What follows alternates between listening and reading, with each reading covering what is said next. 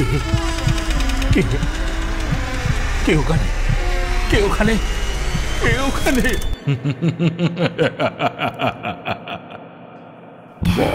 ভুতুরে, যেখানে জীবিত সব চরিত্র।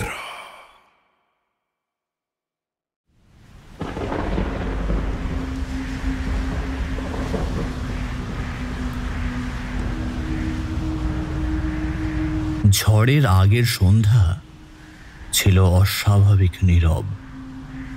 আকাশ ভারী হয়ে উঠেছিল, যেন ক্রোধে ফেটে পড়ার অপেক্ষায়। বাতাসে একটা শীতল স্রোত বইছিল, তাতে মিশেছিল অদৃশ্য এক শঙ্কা। গ্রামের মানুষদের চোখে মুখে অস্বস্তি, কিন্তু কেউ জানত না আজকের রাতটা কতটা ভয়াবহ হতে চলেছে। রাত গভীর হতে না হতেই মেঘের গর্জন আর বজ্রপাতের শব্দে পুরো গ্রাম কেঁপে উঠল।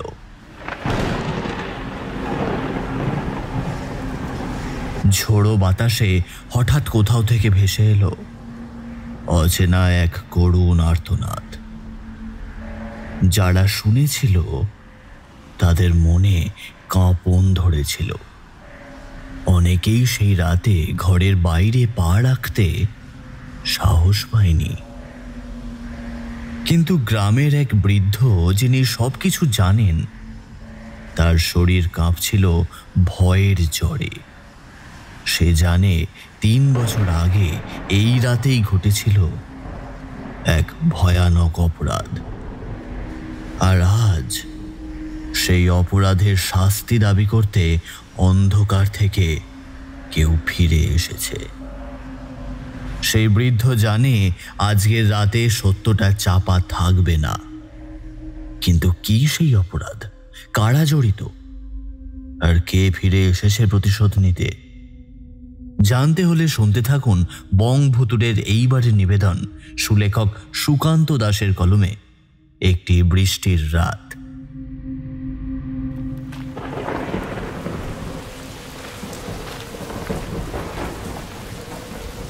যত তাড়াতাড়ি যাওয়া যায় ততটাই তাড়াতাড়ি সামনের দিকে হেঁটে যাওয়ার চেষ্টা করছিল নিমাই। তাছাড়া তো আর কিছুই করার নেই। এখনো অনেকটা রাস্তা বাকি। আকাশের অবস্থা ভালো নয়। কালো মেঘে অন্ধকারটা যেন আরো বেশি গাঢ় হয়ে উঠেছে। রাস্তায় গাড়ি ঘোড়া নেই, এছাড়াও সঙ্গে করে ছাতা নিয়ে আসা হয়নি। এখন ছাতা ছাড়া বৃষ্টির মধ্যে পথ চলা তো সহজ ব্যাপার নয়। বাড়ি ফিরলে মেয়েটা নিশ্চয়ই কথা শুনিয়ে দেবে। প্রথমেই বলবে, কতবার করে তোমায় বললাম ছাতাটা নিয়ে যাও, ছাতাটা নিয়ে যাও, আবার ভুলে গেছো। আমার কথা কেন শুনবে তুমি? কথাটা মনে পড়তেই নিমাই হেসে ওঠে। ছাতা নিয়েই বা কি হতো এমন ঝড় বৃষ্টির মধ্যে? মাথা থেকে পা পর্যন্ত সমস্তটাই জলে ভিজে জবজব করছে। অসুবিধা হলো একটাই, পকেটের মধ্যে মেয়ের জন্য বাজার থেকে আনা লাল রঙের ফিতেটা, সেটা বোধহয় ভিজে গেছে। বাড়িতে ফিরে একটু শুকিয়ে নিলেই হবে। কিন্তু নিমাই আকাশের দিকে তাকাতেই চমকে ওঠে। আকাশের এই প্রান্ত থেকে ও প্রান্ত পর্যন্ত কাঁপিয়ে দিয়ে একবার বিদ্যুৎ চমকে উঠল। বিদ্যুৎকে নিমাই বড় ভয় পায়। অবশ্য তার একটা কারণ আছে, সেই কারণটা নিমাই ছাড়া অন্য কেউ জানে না। সে কথাটা সে কাউকে বলতেও চায় না, মেয়ের কথা ভেবে। নিমাই মনে মনে বলে উঠল, বড্ড দেরি হয়ে গেল। হাট থেকে আর একটু তাড়াতাড়ি বেরিয়ে পড়তে পারলে এমনটা হতো না। কিন্তু এই হাট বাজারে শশীভূষণের সঙ্গে কথা বলতে বলতে কখন যে বিকেল পেরিয়ে গেল বুঝতেই পারলাম না। না, কালকের দিনটা আর হাটে যাব না, না হলে মেয়েটা বড় রাগ করবে। শশীভূষণের একটা চায়ের দোকান আছে। হরেক রকমের চাল তার দোকানে থাকে। সেই জন্য সেখানে গিয়ে মাঝে মাঝে বসে খানিকটা দামি চাল হাতে করে তুলে নিয়ে দেখে। মেয়েটা খেতে বসে বারবার মোটা চালের ভাত নিয়ে বড্ড অসুবিধায় পড়ে। আসলে নিমাইয়ের অবস্থা এমন ছিল না। নিমাইয়ের অবস্থা ভালো ছিল। হঠাৎ করে মেয়ে হলো, তারপর বউ মারা যাওয়ার সঙ্গে সঙ্গে ব্যাপারটা কেমন যেন হয়ে গেছে। রতনপুর গ্রাম পুরোপুরি যাকে গ্রাম বলে তা নয়। নিমাইদের বাড়ির দিকটা গ্রাম্য হলেও উল্টো দিকটা কিন্তু মফস্বল। পাশের গ্রামে একটা ডাক্তারখানা পর্যন্ত আছে, তাছাড়া 2 গ্রাম পেরিয়ে গেলেই একটা স্কুল। একদিন হঠাৎ করে কাশতে কাশতে নিমাইয়ের বউয়ের গলা থেকে রক্ত বেরিয়ে এসেছিল। তারপর গ্রামের কিছুটা দূরে ডাক্তারখানায় দেখিয়ে তারপর একদিন ব্যবস্থা করে মফস্বলে হাসপাতাল পর্যন্ত নিয়ে যাওয়া হলো। সেখানে ধরা পড়ল নিমাইয়ের বউয়ের মারাত্মক একটা রোগ হয়েছে। এই রোগ সহজে সারবে না, কিন্তু চেষ্টা তো করতে হবে। আর সেই চেষ্টা করতে গিয়েই নিমাইয়ের সমস্ত কিছু গেল। হাটের দোকান, জমানো টাকা পয়সা, নিজের ভাগের জমি, সমস্ত কিছু এখনোই বাড়িটুকুই পড়ে আছে। নিমাই লেখাপড়া বেশ ভালোই জানে, ওইটুকুই যা সম্বল ছিল। তাই হাটে একটা বড় দোকানে বিক্রি বাট্টার কাজ সামলায়। তাছাড়া এটা ওটা করে যা কিছু টাকা হাতে আসে তাতে দুজনের সংসার ভালোভাবেই চলে যায়। জমি পুরোটা যায়নি, খানিকটা পড়ে আছে। সেখানে ভাগ চাষ হয় আর সেখান থেকেই ফসল উঠে আসে। এইভাবেই চলছে, কিন্তু আকাশের দিকে তাকিয়ে আরো একবার চমকে ওঠে নিমাই।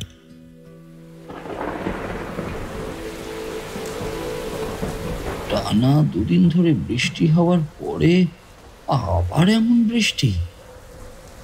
এবারের বর্ষাকালে বোধ হয় রতনপুর আবার ডুববে। 3 বছর আগে ডুবেছিল। এইবার যদি ডোবে তাহলে কোথায় গিয়ে দাঁড়াবো? গরিবের চিন্তা ভাবনা সব দিক দিয়েই বেশি থাকে। যাদের অর্থ আছে তাদের চিন্তা আরো অর্থ কিভাবে আনা যায়, আর গরিবের চিন্তা কিভাবে ডাল ভাতটুকু দিয়ে পেট ভরে খেয়ে বেঁচে থাকা যায়। তবে নিমাইয়ের চিন্তা রতনপুরে বন্যা হলে সে মাথা গুঁজবে কোথায়। তাছাড়া মেয়েকে নিয়ে তো আর যেখানে সেখানে ওঠা যাবে না। আজকাল গ্রামের লোকজন খুব একটা ভালো নয়। মেয়ে কুসুমের বয়স 16 হতে চলল। অবস্থা ভালো থাকলে একটা বিয়ে দিয়ে দিত সে, কিন্তু এখনো তার কোনো ব্যবস্থা করে উঠতে পারেনি। গ্রামের ছেলে ছোকরারা মেয়ের দিকে যে কুনজরে তাকায় সেটাও নিমাই জানে, কিন্তু লজ্জা হলেও কিছু করার নেই এখন। তাই পাশের গ্রামে এক ব্রাহ্মণ ঘরের সঙ্গে কথাবার্তা একটু হয়েছে, কিন্তু তাদের চাহিদা অনেক বেশি। তা যাই হোক, সোনার আংটি বাঁকা হলেও তো সোনার। মেয়ের বিয়ে দিতে গেলে কিছু তো দিতেই হবে। এইসব ভাবতে ভাবতে আরো কিছুটা পথ এগিয়ে এসেছে নিমাই, এমন সময় কড়কড় শব্দে কাছেই কোথাও যেন বাজ পড়ল।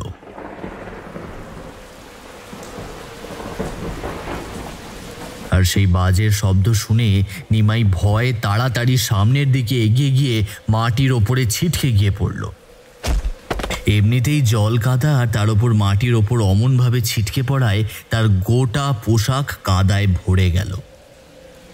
কোনো রকমে ভয় কাঁপতে কাঁপতে নিমাই গিয়ে দাঁড়ালো একটা বট গাছের তলায়।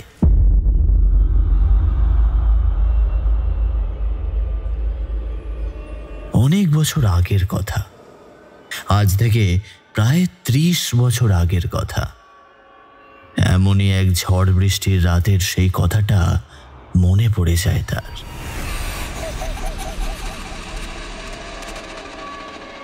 ভয় তার গোটা শরীর কেমন যেন পাথরের মতো হয়ে যেতে লাগলো।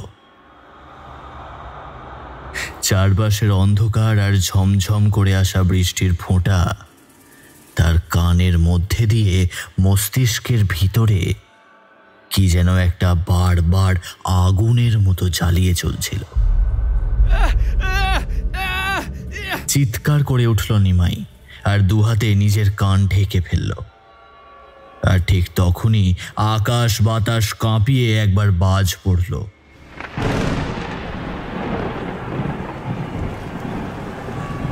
ভাগ্যবিধাতা বোধ হয় আকাশের কোনো একটা প্রান্তে বসে এতক্ষণ ধরে নিমাইকে লক্ষ্য করছিল। তাই যেই নিমাই বটগাছের তলায় গিয়ে দাঁড়িয়ে দুহাতে কান ঢেকে কোনো রকমে নিজের কোনো এক পুরনো রংধারা অতীতকে বিস্মরণ করার চেষ্টা করছে, ঠিক তখনই ভাগ্যদেবতা নিজের হাতের বজ্র একেবারে কোমলে নিক্ষেপ করল।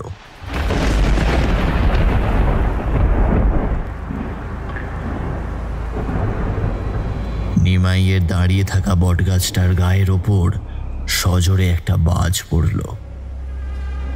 নিমাই চিৎকার করার সময়টুকুও পেল না, তার আগেই সমস্তটুকু পুড়ে ছাই হয়ে গেল। এক লেলিহান শিখা যেন গ্রাস করল গাছটাকে, তবে একটা কি যেন থেকে গেল অবিকৃত অবস্থায়।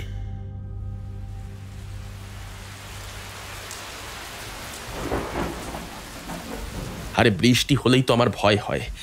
শুধু তাই নয়, দিনের বেলা বৃষ্টি হলে আলাদা ব্যাপার, কিন্তু রাতের বেলা বৃষ্টি হলেই আমার বুকের ভেতরটা কেমন যেন করে। আবার যদি ও আসে। আরে এত দিন হয়ে গেল এলো না, তাহলে হঠাৎ এখন কেন আসবে? আর তাছাড়া সত্যি সত্যি কি তাকে কেউ দেখেছে নাকি? আমাদের গ্রামের মুরব্বীরা বলেছে যে রাতে ঝড় বৃষ্টি হবে এবং তার সাথে বিদ্যুৎ চমকাবে, সেরাতে বাড়ির বাইরে কারুর কান্না শুনলে দরজা খুলতে না। এমন অদ্ভুত কথাই প্রথমবার শুনছি। রাতের বেলা ঝড় বৃষ্টির মধ্যে কেউ ঘরের দরজার সামনে এসে কান্না করবে নাকি? আরে যা বলছি সে কথা শোনো, অত কথা কেন বলো? হ্যাঁ, চুপচাপ শুয়ে পড়ো, এবার বাইরে বৃষ্টি হচ্ছে। বিমলের ভয়টাকে মালতীর অহেতুক বলে মনে হয়। মালতী এই গ্রামে এসেছে মাসখানেক হলো। বিমলের সঙ্গে তার বিয়ে হয়েছে প্রায় মাস দুয়েক। 1 মাস তারা পাশের গ্রামে ছিল। এই বাড়িটায় তখন কিসের কাজ চলছিল যেন। 1 মাস হলো এখানে আসার পরে এই প্রথম বর্ষাকাল পড়েছে। আর প্রথম রাতে ঝড় বৃষ্টি শুনে বিমল অনেক কিছু বলল তাকে। মালতী দেরি করল না, বিছানায় শুয়ে হ্যারিকেনের আলোটা কমিয়ে দিয়ে ঘুমোতে লাগলো। কিন্তু বিমল ঘুমোতে পারল না। তার বারবার মনে পড়ে যায় গ্রামের মুরব্বী ননী গোপালের কথা। ননী গোপাল বলেছিল, তোরা কিন্তু বৃষ্টির রাতে একটু সাবধানে থাকবি। কে জানে কোথা থেকে কি হয়ে যায়। গ্রামে যে কিছু একটা হবে সেটা আমিও বুঝতে পারছি, তবে কেন হবে, কি সব হবে সেসব বোঝা যাচ্ছে না। বিমল বিছানায় শুয়ে পড়লেও তার চোখে ঘুম আসে না। বারবার তার চোখ চলে যায় বন্ধ দরজা আর জানলার কাছে। বাইরে থেকে বৃষ্টির সঙ্গে হাওয়া এসে মাঝে মাঝে ঝাপটা দেয় জানলার কার্নিসে। ওখানে অনেকক্ষণ শুয়েছিল বিমল, কখন যেন ঘুমিয়ে পড়েছিল সে। একটা জোরে বিদ্যুৎ চমকানোর শব্দে তার ঘুমটা হঠাৎই ভেঙে যায়। আর ঠিক তার সঙ্গে সঙ্গে বিছানায় তার হাতটা চলে যেতেই সে বুঝতে পারে মালতী বিছানার উপর নেই। আজ এই ঝড় বাউলের রাতে অসময়ে মালতী কোথায় গেল? দরজা জানলা তো সবই বন্ধ, তাহলে আবার হঠাৎ করে কোথায় গেল সে? বিমল চিৎকার করে বেশ কয়েকবার ডাকে, কিন্তু মালতী সাড়া দেয় না। হঠাৎ করে একটা দমকা হাওয়ায় ঘরের দরজার একটা পাল্লা খুলে যায়। সঙ্গে সঙ্গে বিমল চমকে ওঠে। বাইরে থেকে হাওয়ার সঙ্গে খানিকটা জল ও বাতাস ঘরের ভেতরে হুড়মুড় করে এসে ঢুকে পড়ে। ঠিক তখনই বিমল শুনতে পায় একটা কান্নার শব্দ।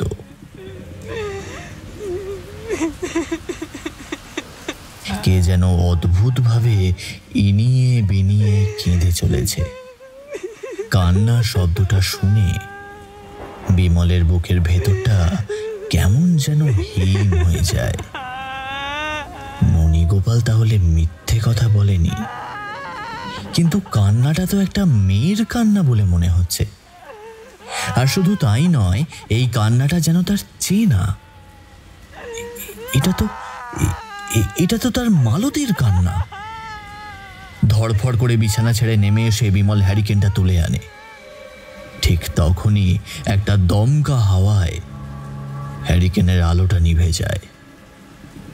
দাওয়ার কাছে বসে থাকা মালতী বলে ওঠে, কেন কেন করলে তুমি এমন? কেন করলে? হ্যাঁ, বিমল কেমন যেন অদ্ভুত গলায় বলে, আমি কি করলাম?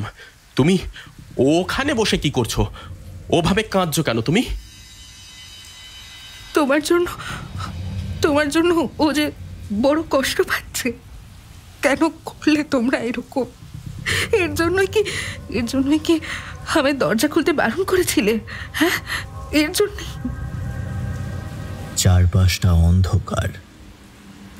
বাইরে থেকে ভেসে আসা ঝড় বৃষ্টির শব্দ ছাড়া আর কোথাও তেমন কোনো শব্দ নেই। মাঝে মাঝে মালতীর গুঙিয়ে ওঠার কান্নার শব্দটা শোনা যাচ্ছে। বিমলের মনে হয় সে তার নিজের হৃৎপিণ্ডের ধকধক শব্দটা শুনতে পাচ্ছে। তার গতি যেন অত্যধিক বেড়ে গেছে। মালতী বাইরে গেল কেন? আর তাছাড়া মালতী কি সত্যি সত্যিই কথাগুলো জানতে পেরেছে? কিন্তু কি করে? বিমল শরীরের সমস্ত সাহসটুকু গলায় আনার চেষ্টা করে বলে, দেখো, তুমি কি বলছো আমি বুঝতে পারছি না। ঝড় বৃষ্টির মধ্যে তোমার বাইরে থাকার দরকার নেই। তুমি ঘরে এসো, শুয়ে পড়ো। বিমল আরেকটু এগিয়ে যায় দরজার কাছে। অন্ধকারে মালতীকে ভালোভাবে বোঝা যাচ্ছে না, কিন্তু মালতী বারান্দার কাছটায় ওপাশের খুঁটির একপাশে হেলান দিয়ে বসে আছে। উবু হয়ে বসে বাইরের দিকে তাকিয়ে আপোষ নয়নে কেড়ে চলেছে তার কান্নার শব্দ। ঘরের ভেতরটা যেন গম গম করতে থাকে। বিমল এবার কেমন যেন অধৈর্য হয়ে পড়ে। দরজার বাইরে বেরিয়ে এসে মালতীর দিকে তাকিয়ে আর একটু এগিয়ে গিয়ে রাগী গলায় বলল, আরে আশ্চর্য, এতক্ষণ ধরে বলছি, শুনতে পাচ্ছ না নাকি? ঠিক তখনই ঘরের ভেতর থেকে মালতীর গলা শোনা যায়। মালতী বিছানার উপরে উঠে বসে অদ্ভুত গলায় বলে ওঠে, আরে তুমি ওখানে কি করছো?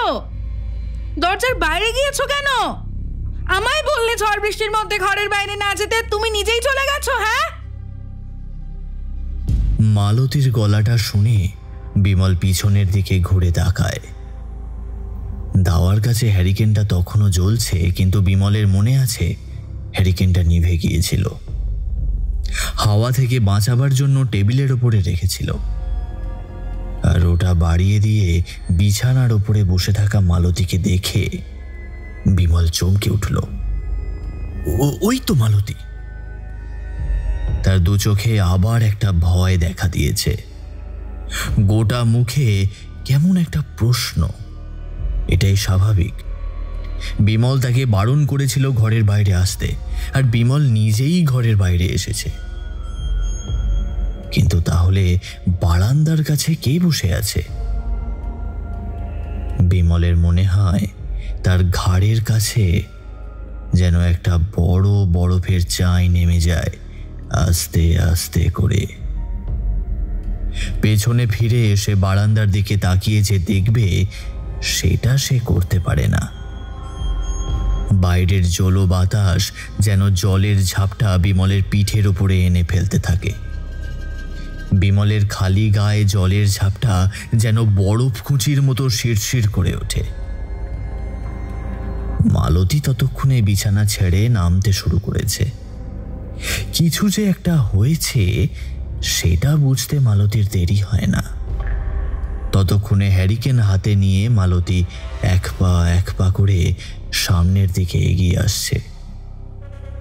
বিমল মুখে কোনো কথা বলতে পারে না। তার গলার ভেতরটা কেমন যেন পাথরের মতো হয়ে গেছে। কোনো রকমে সে আস্তে আস্তে মাথাটা ঘোরাতে থাকে পেছনের দিকে, অথচ সে জানে মাথা পেছনে ঘোরালে সে কি দেখতে পাবে। পেছনের দিকে মাথা ঘোরাতেই দাওয়ার সেই বাঁশটার কাছে দাঁড়িয়ে থাকতে দেখা যায় একটা ছায়াকে। এবার সে আর আগের মতো কাঁদছে না, এবার সে হাসছে। তার অদ্ভুত হাসিতে বোঝা যায় এটা মালতী কোনোভাবেই হতে পারে না। আর তারপরেই আকাশ বাতাস কাঁপিয়ে একবার বিদ্যুৎ চমকে ওঠে। সেই বিদ্যুতের আলোতে বিমল সামনের দিকে সেই ছায়াটার মুখের দিকে তাকাতেই চমকে ওঠে। সাদা ফ্যাকাশে হয়ে যাওয়া একটা মুখ আর দুটো মণিহীন চোখ। অদ্ভুতভাবে মাথাটা সে সামান্য ঝুঁকিয়ে তাকিয়ে আছে বিমলের দিকে। তার মাথার কালো চুলগুলো মুখের দুপাশে এলোমেলো হাওয়ায় উড়ছে।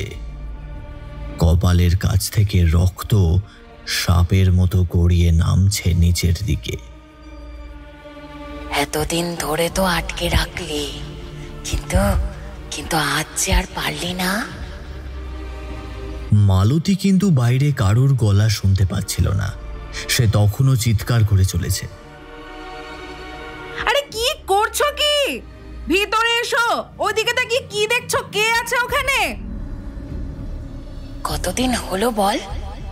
কতদিন ধরে অপেক্ষা করছি। 3 বছর হয়ে গেল, অথচ সুযোগ পাচ্ছি না। আজ এই প্রথমবার পেয়েছি। বিমলের মনে হলো পেটের ভেতরটা কেমন যেন ফাঁকা হয়ে আসছে।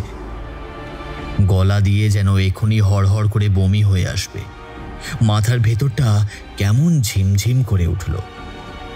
সে কোনো রকমে নিজেকে সরিয়ে নিয়ে ঘরের ভেতরে ঢুকতে যাবে, এমন সময় একটা নখওয়ালা ধারালো হাত তার কাঁধের ওপর এসে পড়ল।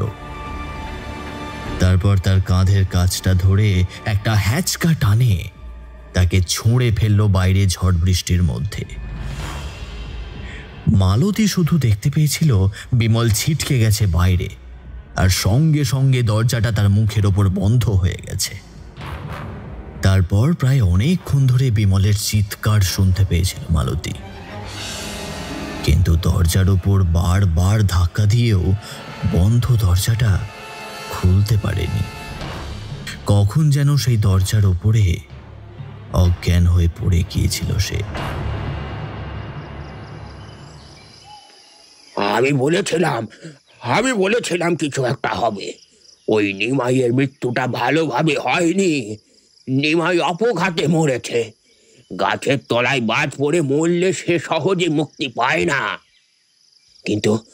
কিন্তু বিমল মরল কেন? সেটা আর আমরা কি করে বলবো? 2 বছর হলো তো বর্ষা এলেই আমরা ভয়ে ভয়ে কাটাই। আপনার কথায় তো আমরা সন্ধ্যের পর বর্ষার সময় ঘর থেকে বেরোই না। আর যে রাতে ঝড় বৃষ্টি হয় সেটাতে তো ঘরের জানলা বন্ধ থাকে। কিন্তু নিমাই কেন এসব করবে? বিমলের বউটা তো পাগল হয়ে গেছে, সে তো কিছু বলতে পারছে না। ননীগোপাল অনেকক্ষণ ধরে চিন্তা করে।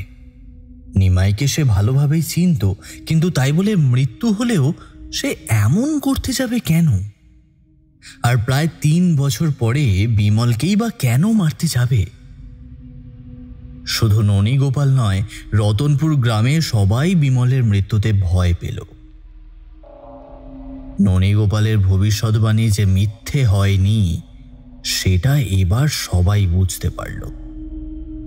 অনেকেই ননীগোপালের কথা বিশ্বাস করেনি, কিন্তু বিমলের মৃত্যুতে আর তার বউ মালতীর পাগল হয়ে যাওয়াতে সবাই বুঝতে পারল বৃষ্টির রাত, বিশেষ করে ঝড় বৃষ্টির রাত রতনপুর গ্রামের লোকেদের জন্য ভালো নয়। বিমলের বিভৎস মৃতদেহটা দেখে গ্রামের অনেকেই শিউরে উঠেছিল, যেন তার গোটা শরীরটা কেউ ধারালো নখ আর দাঁত দিয়ে ছিঁড়ে ছিঁড়ে বার করে ফেলেছে। তার দুটো চোখ যেন কেউ টেনে বার করে তার হাতের এক পাশে এনে ফেলেছিল। জল কাদার মধ্যে একটা চোখ প্রায় ডুবে গিয়েছিল। গ্রামের লোকেরা জল কাদা হাতড়িয়ে হাতড়িয়ে তার ছিন্ন ভিন্ন গোটা শরীরটা তুলে একটা বড় কাঁথার মধ্যে কোনো রকমে জড়িয়ে তাকে শ্মশানে নিয়ে গিয়ে পুড়িয়েছিল। ডোম পর্যন্ত মৃতদেহ দেখে চমকে উঠেছিল, কিন্তু সময় সব কিছু মিলিয়ে দেয়। দেখতে দেখতে প্রায় 1 সপ্তাহ কেটে গেল, আর তারপর গ্রামের লোকেরা যেন এই সমস্ত কিছু আস্তে আস্তে ভুলে এলো। শুধু ভুলল না ননী গোপাল আর তার বাড়ির কাছে থাকা গোপাল। গোপাল একা মানুষ, বিমল তার কাছের বন্ধু ছিল। এখানে ওখানে বিমলের সঙ্গে আসতো যেত। তাছাড়া এমন অনেক ব্যাপার আছে যা শুধু বিমলের সঙ্গেই করত। কিন্তু বিমলের মৃত্যুতে গোপাল যতটা ভয় পেয়েছিল ততটা বাইরে দেখাতো না।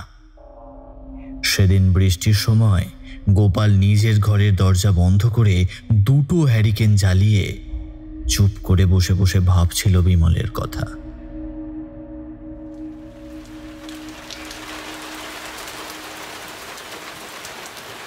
বেটা মরার আগে সবাইকে সব কথা বলে যায়নি তো? যদি বলে দিয়ে থাকতো তাহলে তো এতক্ষণে জানা যেত। তো বউটাও তো পাগল হয়ে গেছে, কিন্তু কিন্তু বিমলকে কে মারলো? নিমাইকে নাকি বট গাছের কাছে অনেকেই দেখেছে। গোপাল এই সমস্ত কথাই ভেবে চলছিল। রাতের বেলা তার আর খাওয়া হয়নি। বিমলের এমনটা হওয়ার পর থেকে গোপাল কেমন যেন নিজের ঘরেই থাকত। হঠাৎ দরজার কাছে কার যেন পায়ের শব্দ শুনতে পেল গোপাল।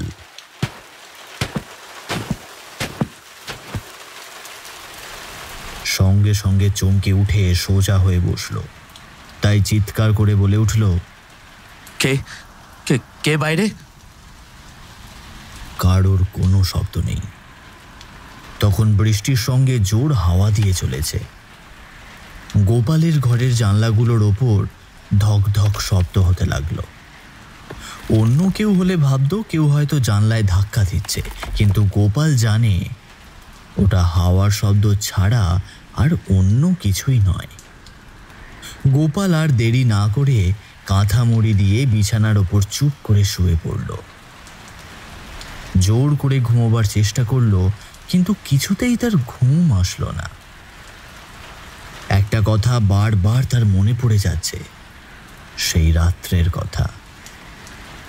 সেই রাতেও তেমন ঝড় বৃষ্টি হয়েছিল। সেই রাতের কথাটা অনেক দিন হলো সব ভুলে গিয়েছিল, কিন্তু আবার নতুন করে সব মনে পড়ে গেল। কতক্ষণ এমনভাবে শুয়েছিল গোপাল তার নিজেরও মনে নেই। হঠাৎ করে মনে হলো তার ঘরে কে যেন ঢুকছে। তার বিছানাটার চারপাশে কেউ যেন নিঃশব্দ পায়ে আস্তে আস্তে ঘুরে বেড়াচ্ছে। গোপাল ভাবল কাঁথা মুড়ি দিয়ে থাকলে তাকে কেউ দেখতে পাবে না, সেও কাউকে দেখতে পাবে না। আর ননী গোপাল বারবার বলে দিয়েছে যাই হোক না কেন ঘরে ঠাকুর দেবতার ছবি যেন থাকে। ঘরে তাহলে সে সহজে ঢুকতে পারবে না, কিন্তু যে কোনো ছুতোয় বাইরে বের করে নিয়ে যেতে পারবে। তাই গোপালও মনে মনে ভাবল, যতক্ষণ আমি ঘরে থাকবো ততক্ষণ আমার কোনো চিন্তা নেই। চুপ করে শুয়ে থাকি, যাই হয়ে যাক না কেন বাইরে বেরোবো না। কিন্তু অদৃষ্টের লিখন যদি থাকে তাহলে তাকে খণ্ডন করার সাধ্য কারোর থাকে না। গোপালের ঘরে কেউ ঢোকেনি। একবার মনে হলো যে একটা বিড়াল গোপালের ঘরে ঢুকেছিল খাবারের খোঁজে। সকালে সে মাছ এনেছিল এক জেলের কাছ থেকে, কিন্তু সেটা রান্না বান্না করা হয়নি, রান্নাঘরেই রাখা আছে। সেই মাছের গন্ধে বিড়ালটা তার ঘরে ঢুকেছিল। বিছানার চারপাশে বেশ কিছুক্ষণ ঘুরে বেরিয়ে তারপর বিড়ালটা চলে গেল রান্নাঘরের দিকে। রান্নাঘরে একটা দড়ির ওপর ঝোলানো একটা বাটিতে মাছটা ঢাকা দেওয়া। বিড়ালটা সেই বাটি লক্ষ্য করে একটা ঝাঁপ দিল। একেবারেই কাত হয়ে গেল বাটিটা, হুড়মুড় করে এসে পড়ল মাটির মেঝের ওপর।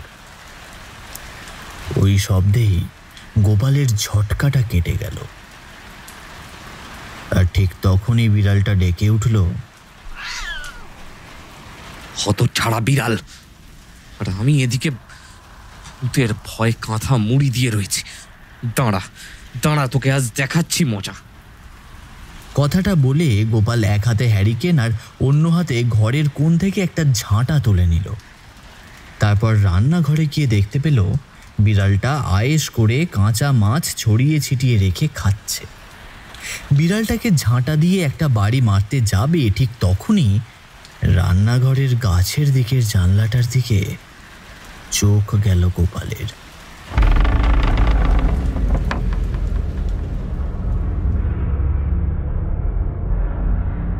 রান্নাঘরের জানলার পাল্লাগুলো একটু বেশিই ফাঁকা। বোধহয় বিড়ালটা সেখান দিয়েই ঢুকেছে কোনোভাবে।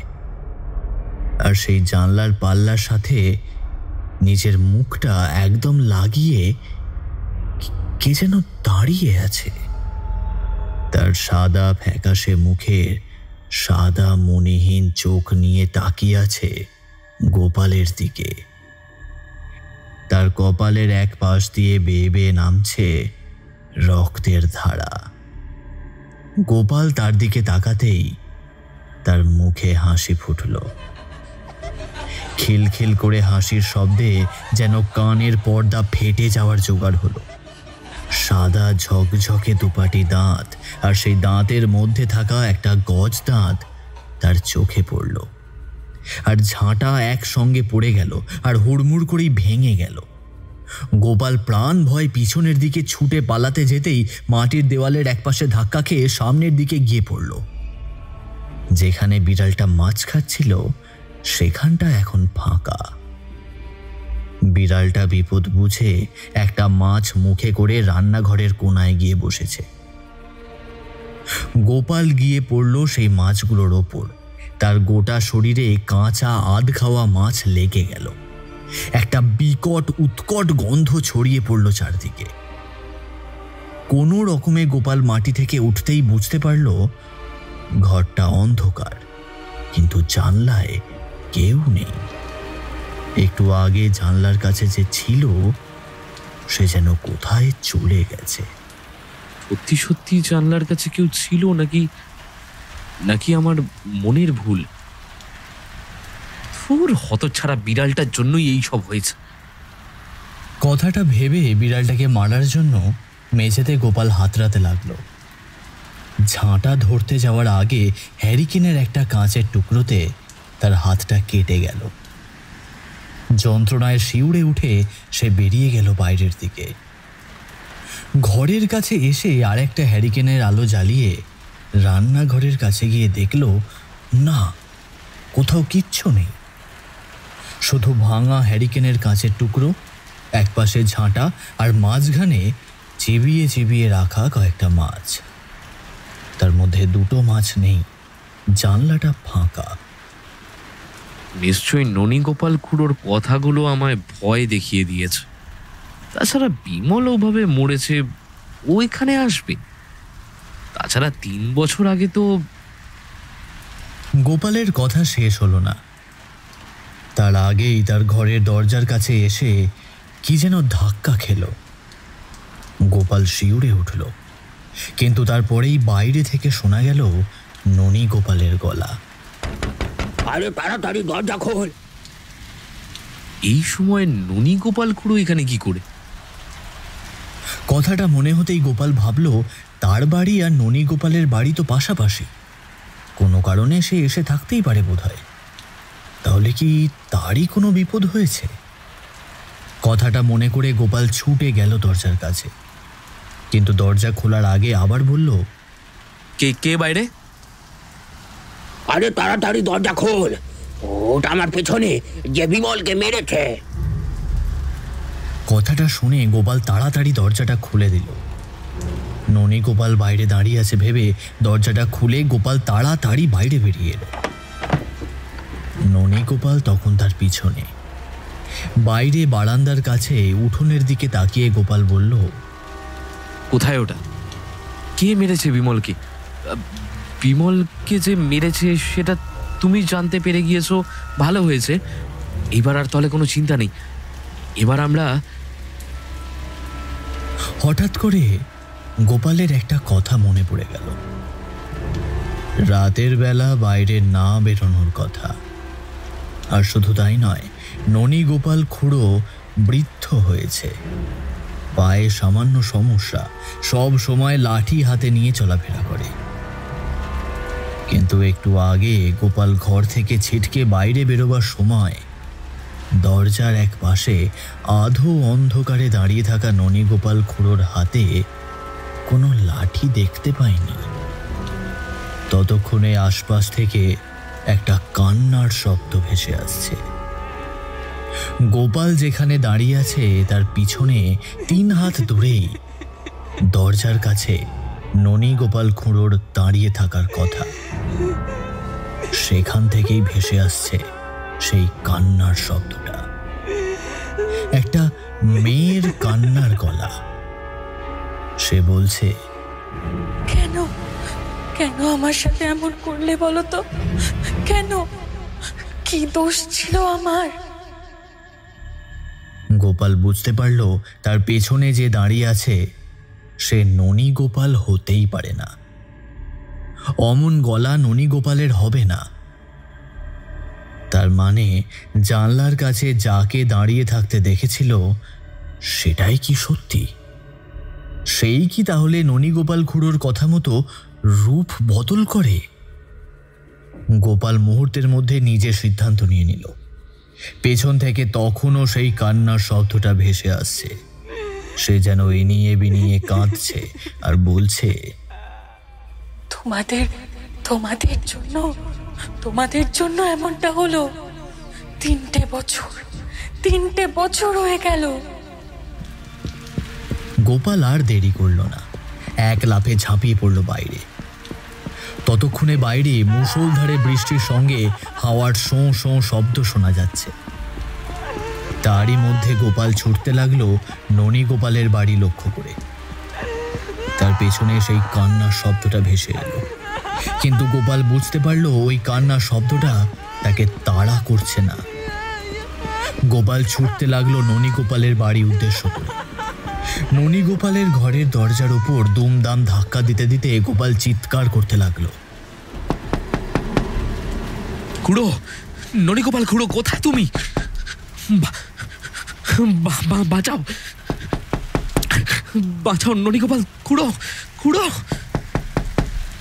ননী গোপাল ততক্ষণে বিছানায় ঘুমিয়ে পড়েছিল। দরজার ওপর এমন ধাক্কা আর চিৎকারের শব্দে তার ঘুমটা ভেঙে যায়।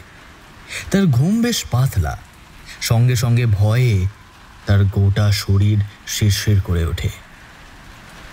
তাহলে কি এবার তার পালা?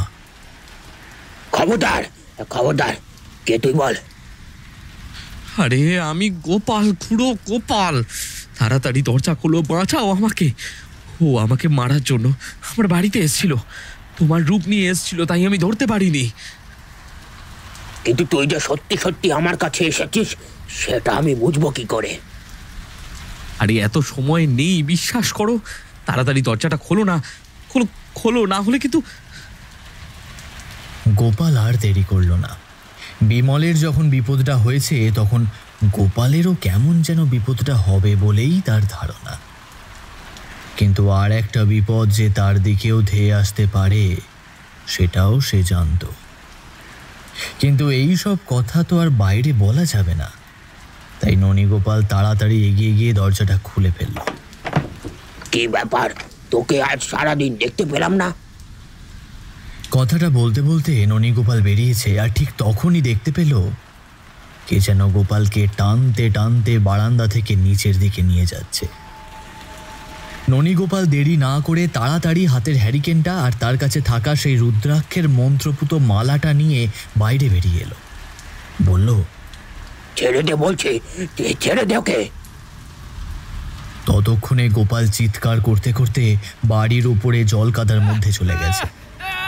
ঝমঝম করে বৃষ্টি হচ্ছে, তার মধ্যে একবার বিদ্যুৎ চমকে উঠল।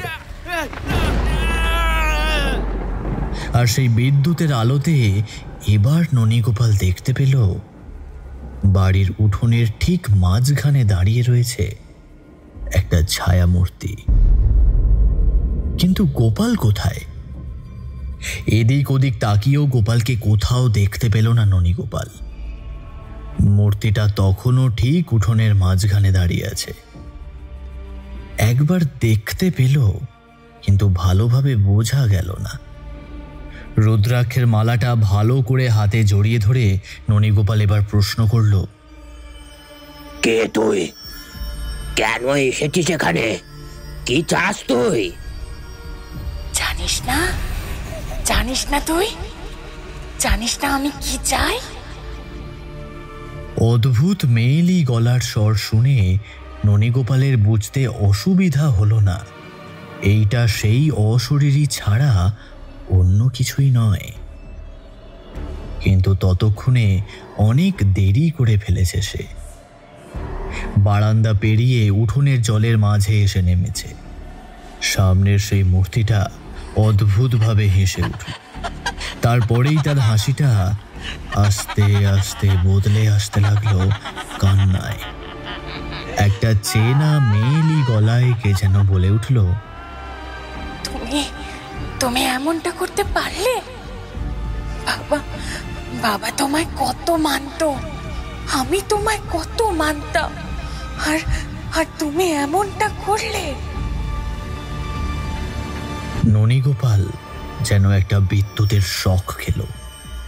এই গলাটা তার চেনা, এটা তো কুসুমের গলা। ননীগোপালের অবচেতন মন তাকে জানান দিল এটাই তো স্বাভাবিক, কুসুমের গলাই তো হওয়ার কথা। ননীগোপাল ভরা গলায় বলে উঠল, আমার কি করার ছিল বল? যা হওয়ার তো তা তো হয়েই গিয়েছিল। এখন এখন যদিও আমি ওদের না বাঁচাতাম, তাছাড়া সে সময় সেখানে আমিও চলে গিয়েছিলাম। তুমি গ্রামের সবাইকে কথাগুলো বলতে পারতে। প্রাণের ভয়ে তুমি কাউকে কোনো কথা বললে না, তাই তোরা এত বড় একটা অন্যায় করেও বেঁচে গেল। ননীগোপালের মনে হলো তার পায়ের তলা থেকে মাটি সরে যাচ্ছে। ততক্ষণে বিদ্যুতের চমকে সে দেখতে পেল একটা ভয়ঙ্কর মূর্তির বদলে তার সামনে দাঁড়িয়ে আছে কুসুম। ঠিক সেই দিনের মতো একটা সবুজ কাপড় তার গায়ে জড়িয়ে রাখা, এলোমেলো চুলগুলো মাথার চারপাশে জড়িয়ে রয়েছে। কপালের ঠিক মাঝখানে একটা ছোট্ট টিপ। অসহায় জল ভরা চোখে কুসুম তাকিয়ে রয়েছে তার দিকে আর বলছে, তুমি পারলে এমন করতে? ননীগোপাল কাটা কলা গাছের মতো ধপ করে জলের ওপর পড়ল। তার হাত থেকে কোথায় ছিটকে গেল সেই রুদ্রাক্ষের মালা। জলের মধ্যে পড়ে ভেঙে চুরে গেল হ্যারিকেন। ননীগোপাল কাঁদতে কাঁদতে বলল, আমার কিছুই করার ছিল না রে মা। ওরা না হলে আমাকেও যে মেরে ফেলতো। সে সময় যদি আমি তোর খবর নেওয়ার জন্য ওখানে না যেতাম, তাহলে হয়তো আমি কিছুই দেখতে পেতাম না। 3 বছর অপেক্ষা করতে হয়েছে আমায়, 3 বছর। আজ আমার প্রতিশোধ সম্পন্ন হবেই।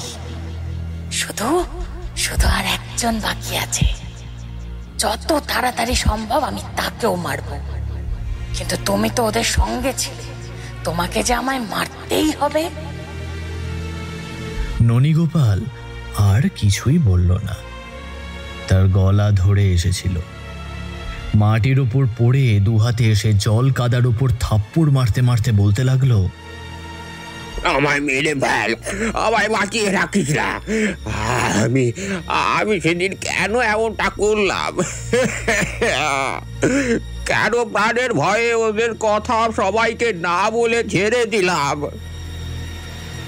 কুসুম এগিয়ে এলো ননীগোপালের দিকে।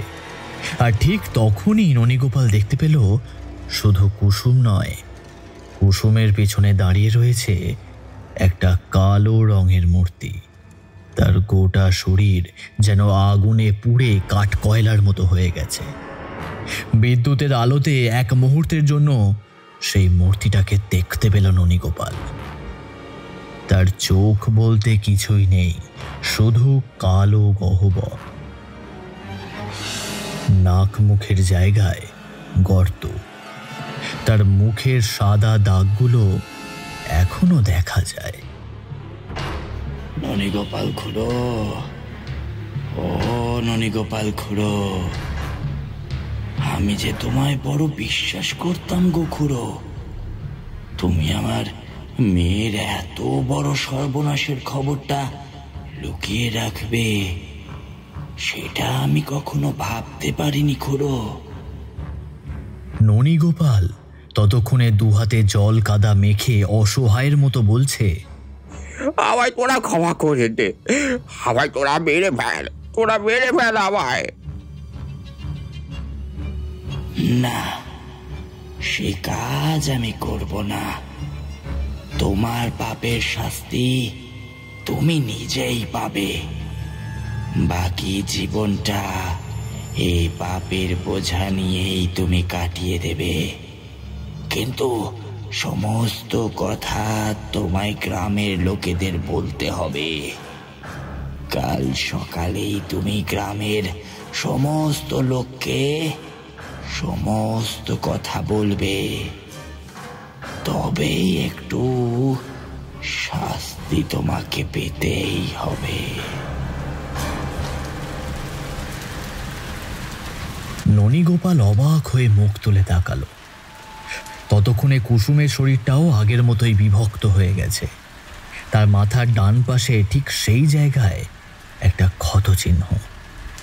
সেখান দিয়ে রক্ত বেরিয়ে আসছে, ঠিক যেখানে গোপাল ভারী লোহার দান্ডা দিয়ে আঘাত করেছিল। ননীগোপাল বুঝতে পারছিল তার হাতটা কেমন আস্তে আস্তে পিছনের দিকে বাঁকতে শুরু করেছে। সে অনেক চেষ্টা করেও তার হাত বেঁকে যাওয়াটাকে আটকাতে পারল না। সে চিৎকার করতে গেল, তার গলা থেকে কোনো শব্দ বেরিয়েই এলো না। তার বাঁ হাতটা আস্তে আস্তে দেখতে দেখতে একদম পিছনের দিকে গিয়ে বেঁকে গেল। ননীগোপাল বুঝতে পারল নিমাইয়ের প্রেত তাকে যা শাস্তি দেবে বলেছিল এইটাই হলো সেই শাস্তি। আর জেগে থাকতে পারল না ননীগোপাল। জ্ঞান হারিয়ে লুটিয়ে পড়ল সেই জলকাদার মধ্যে।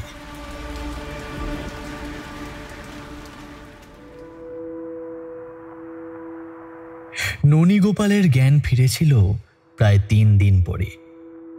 তবে এই 3 দিনের মধ্যে গ্রামে আরও একটা অদ্ভুত ঘটনা ঘটে যায়। বিমলের মৃত্যুর পরে এই গ্রামের যশোধর পাশের গ্রামে তার শ্বশুর বাড়িতে গিয়েছিল কি একটা কাজে। তার বউ ছেলে মেয়ে এই গ্রামেই ছিল। সে গিয়েছিল পাশের গ্রামে। সেখানে দিন 3 তার একটা কাজ ছিল।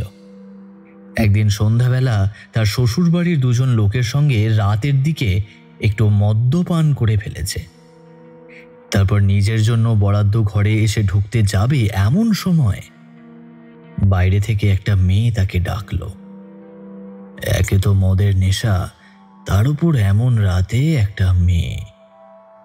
যশোধরের স্বভাব চরিত্র খুব একটা ভালো ছিল না, তাই সে আর দেরি না করে পেছনের দিকে তাকাল। দেখতে পেল একটা মেয়ে এসে দাঁড়িয়েছে, তার পরনে একটা কাপড়। মেয়েটা একটু হেসে বলল, আমি ওই পথে যাব, কিন্তু আমার একা যেতে বড় ভয় করে। আপনি যদি আমায় একটু ওই পথটা পার করে দেন। যশোধর মুহূর্তের মধ্যে মেয়েটাকে মাথা থেকে পা পর্যন্ত দেখে নিয়েছিল। যশোধরের ঘরের কাছে একটা হ্যারিকেন রাখা ছিল। যশোধর সেই হ্যারিকেনটা হাতে তুলে নেয়, তারপর বলে, ঠিক আছে চলো, কিন্তু এই জোয়ার ধারে রাস্তা দিয়ে ওপাশে তোমার বাড়ি, সে তো অনেকটা দূর। এতটা পথ তুমি এখানে এসেছিলে বোধহয়।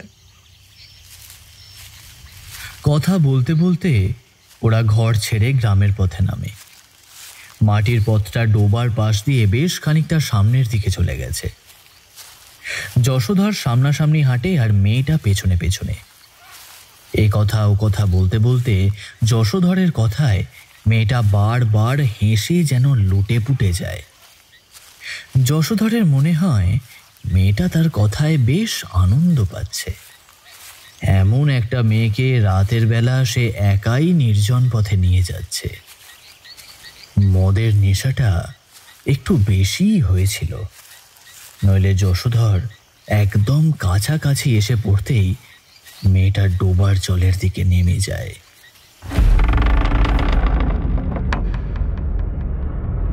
যশোধর হাই হাই করে, আরে কি করছো? এত জলের মধ্যে যাচ্ছ কেন? জলের মধ্যে আমার বড় ভালো লাগে। একটু দাঁড়াও, তুমি তো আমায় দিয়েই চলে যাবে, আর তো আমার সঙ্গে থাকবে না। যশোধরের মনে হয় এটা কি কথা বলছে মেয়েটা। জলের দিকে এগিয়ে গিয়েই বা মেয়েটা কি করতে চাইছে? মেয়েটা এগিয়ে যেতেই যশোধর জলের দিকে এগিয়ে যায়। তার হাতে হ্যারিকেন রয়েছে। ডোবার পাড়ের কাছে আসতেই যশোধরের একটু খটকা লাগে। আরে মেয়েটা তো নিচের দিকে নেমে গেল, তাহলে গেল কোথায়? মেয়েটা কি জলে ডুবে গেল নাকি? কিন্তু ঠিক তখনই একটা দমকা হাওয়া এসে ধাক্কা দেয় যশোধরকে, আর তারপরে ফোঁটা ফোঁটা করে বৃষ্টি নেমে আসতে থাকে। বৃষ্টির ফোঁটা হ্যারিকেনের আলোর ওপরে এসে পড়ে না বটে, তবে এমন ঝড় বৃষ্টির মধ্যে হ্যারিকেনের আলো জ্বালিয়ে রাখা মুশকিল। হ্যারিকেনের দিকে তাকিয়ে একটু খটকা লাগে যশোধরের। আশ্চর্য, তার হাতে হ্যারিকেনটা কোথায়? একটা কাঠের টুকরো তার হাতে রয়েছে। তার গোটা শরীর, জামা কাপড় সমস্ত কিছু ভিজে গেছে। তাহলে এতক্ষণ ধরে কি সব বৃষ্টির মধ্যেই কথা হচ্ছিল? আর হ্যারিকেন না থাকলে আলোতে সে এতটা পথ এলো কি করে? সঙ্গে সঙ্গে একটা কথা বুঝতে পারল, যতদূর নেশার মধ্যে থাকলে তার কোনো কিছুই মনে থাকে না। সে অনেক কিছু ভুলভাল করে ফেলে। একবার নেশা করে ডোবার জল পায়ে হেঁটে পার হতে চেয়েছিল। সঙ্গে সঙ্গে তার মনে হয় তার নেশাটা সামান্য কেটে এসেছে। আর নেশাটা কেটে আসতেই সে বৃষ্টির ব্যাপারটা বুঝতে পেরেছে। সঙ্গে সঙ্গে হাতের জিনিসটা ছুঁড়ে সামনের দিকে ফেলে পিছনে উঠে আসতে যাবে এমন সময় দেখতে পায় পেছনে কি যেন একটা দাঁড়িয়ে আছে। ঠিক তখনই যশোধরের সমস্ত মোহ এক মুহূর্তে ছুটে যায়, কারণ এখানে ঘুরতেই ঝড় বৃষ্টির মধ্যে একটা মেয়েলি গলায় কান্না শুনতে পেয়েছে সে। তুই এখানে? আমাকে এখানে নিয়ে এসেছিস কেন? যশোধরের কথায় মেয়েটা কিন্তু কান্না থামায় না। ততক্ষণে যশোধর বুঝতে পারে মেয়েটা একটু একটু করে এগিয়ে আসছে তার দিকে। যশোধরও পিছিয়ে যায়। এদিকে ডোবার কাঁচা ঘাট ঝড় বৃষ্টিতে পিছল হয়ে পড়েছে। যশোধর ভালোভাবে দাঁড়াতে পারে না। 2 পা পিছনের দিকে নামতেই পা পিছলে পড়ে যায় ডোবার জলে। তখনই ওপর থেকে সেই মেয়েটা অদ্ভুত গলায় বলে ওঠে, চিনতে পারছিস না আমায়? বলেছিলাম না, যতদিন সময় লাগে লাগুক, আমি ঠিক ফিরে আসবো। কুসুম, কুসুম তুই? কিন্তু তুই কি করে? আমরা তো নিজের হাতে তোকে। নিজের হাতে মেরেছিলি তাই না? আজ তোকে আমি নিজের হাতে মারবো, নিজের হাতে। যশোধর জলের মধ্যে পালানোর চেষ্টা করে, কিন্তু পালাতে পারে না। ওপর থেকে সেই অদ্ভুত মূর্তি ঝাঁপিয়ে পড়ে জলের ওপর। তারপর যশোধরের ঘাড়ের কাছটা চেপে ধরে তার মাথাটা ডুবিয়ে রাখে জলের ভেতর। যশোধর চোখে অন্ধকার দেখে। জলের ভেতরটা ঘন অন্ধকার।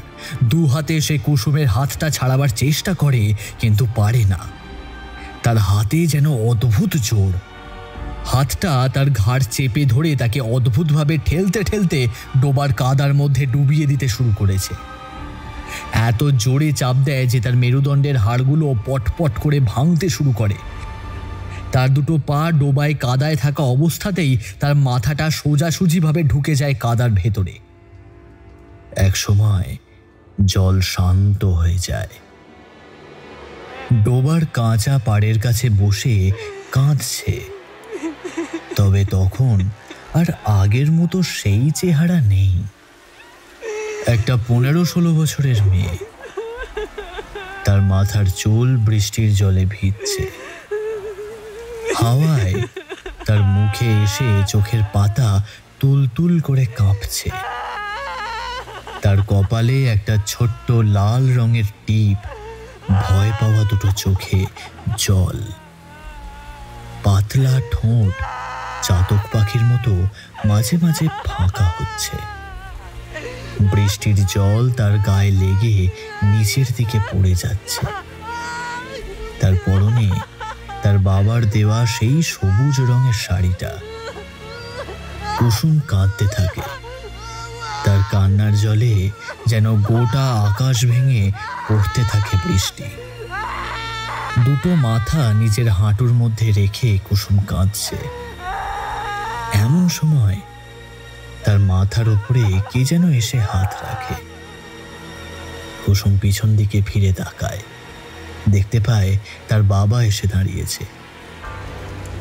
নিমাইয়ের প্রেত, পুড়ে যাওয়া কালো কঙ্কালসার মূর্তিটা ধীরে ধীরে বদলে যাচ্ছে। ধুতি আর সাদা রঙের একটা জামা পরা নিমাইয়ের 2 চোখে তখন জল। তার রোগা দড়ির মতো শরীরটা আস্তে আস্তে ঝুঁকে আসে কুসুমের দিকে।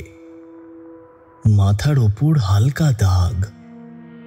নিমাই তার পাশে বসে বলে, এই দুনিয়াতে কেউ ভালো নয় রে কুসুম, কেউ ভালো নয়। আমাদের যে এখনো অনেক কাজ বাকি। এখনো আরেকজনকে মারতে হবে। তারপর যে এই সমস্ত কিছু দেখেও কাউকে কিছু বলেনি, তাকেও শাস্তি দিতে হবে। এখন কাঁদলে যে চলবে না রে মা। কিন্তু বাবা, আর যে আমার গ্রামের পথে পথে ঘুরে বেড়ানো হবে না, নদীতে স্নান করাও হবে না। তোমায় নিয়ে একসাথে আমাদের ঘরের বারান্দায় বসে ভাত খেতেও পারবো না। তোমার জন্য উঠোনের কাছে দাঁড়িয়ে অপেক্ষা করব না যে কখন তুমি আসবে। আর তুমি আমার জন্য হাট থেকে লাল রঙের ফিতে এনে দিতে পারবে না যে বাবা? কুসুম কাঁদছে। কুসুমের কান্নার জলে যেন গোটা আকাশটা তার পায়ের কাছে লুটিয়ে পড়ে কোনো এক অপরাধ বা অন্যায়ের ক্ষমা চাইছে বারবার। নিমাই তাকে নিজের বুকে জড়িয়ে ধরে। তার পকেট থেকে বেরিয়ে আসে সেই লাল রঙের ফিতেটা। ননীগোপাল সমস্তটাই স্বীকার করেছিল। আজ থেকে 3 বছর আগে যেদিন রাতে ওই বট গাছের তলায় বাজ পড়ে মারা গিয়েছিল নিমাই, সেদিন রাতে এই গ্রামেরই বিমল, যশোধর আর গোপাল মিলে সেই রাতে কুসুমকে তুলে নিয়ে গিয়েছিল সেই গ্রামের বাইরের জঙ্গলে। তারপর সেখানেই পশুর মতো তাদের ওপর অত্যাচার করে তাকে মাথায় লোহার রড দিয়ে মেরে তাকে পুঁতে দিয়েছিল ওই জঙ্গলের এক পাশে। না, সমস্তটাই হয়েছিল কুসুমের বাড়িতে। তারপর তাকে নিয়ে গিয়েছিল জঙ্গলে, আর যাওয়ার পথেই ননীগোপালের সঙ্গে তাদের দেখা হয়ে গিয়েছিল। ননীগোপাল প্রথমে গ্রামের সবাইকে সব বলে দেবে বলেছিল, কিন্তু ওরা 3 জন মিলে ননীগোপালকে ভয় দেখায়। গ্রামের লোকেরা কিছু জানতে পারলে ননীগোপালকে ওরা ছাড়বে না, আর গ্রামের লোকেরা ওদের কিছু করতেও পারবে না। ননীগোপাল জানতো ওরা মিথ্যে বলেনি। গ্রামের মধ্যে ওদের 3 জনেরই টাকা পয়সা, প্রতিপত্তি, জমি জমা সবকিছুই বেশি। তাছাড়া ননীগোপালের কথা কি ওরা বিশ্বাস করবে? কিন্তু এইবার ননীগোপালের কথা ওরা বিশ্বাস করবে। তবে ননীগোপাল আশ্চর্য হয়ে গেল একটা ব্যাপার দেখে। যেদিন বিমল মরেছিল তার পরদিন মারা যায় যশোধর, এবং তারপর দিন মারা গিয়েছিল গোপাল।